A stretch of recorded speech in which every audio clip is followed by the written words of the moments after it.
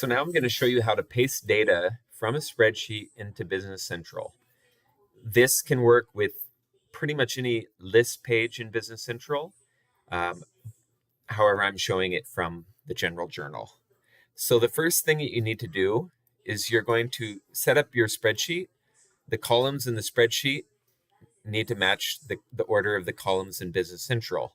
You may have 20 or 30 columns in Business Central, but when you paste the data, you just need to make sure that the columns from left to right match the first X number of columns in Business Central. So here we have 7 columns in the spreadsheet. These 7 columns must match the first 7 columns in Business Central. So you copy the data in your spreadsheet,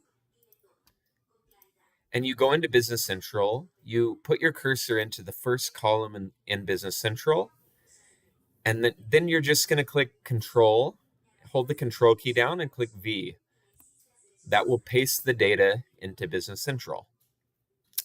So here's some caveats. One is it needs to be, the page in Business Central needs to be formatted like a list with columns and rows.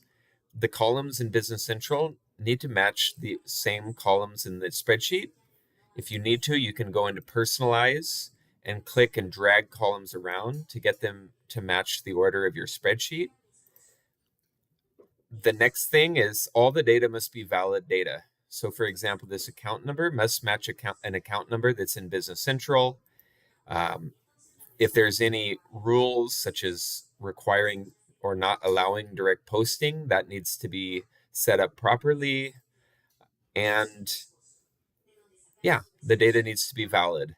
One problem that I've noticed is if the amounts are formatted as accounting, it doesn't work very well.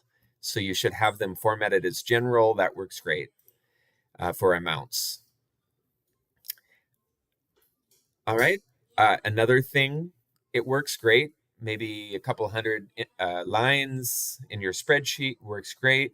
If you've got thousands of lines, it can take quite a while. I'm not saying don't try it, but there might be better ways to go about it than pasting directly from a spreadsheet into Business Central when you have that many lines. It's okay to have formulas. I found that doesn't cause a problem when pasting.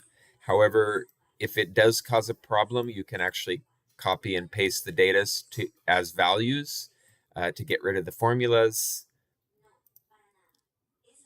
Okay, so there you go. Pasting data into Business Central.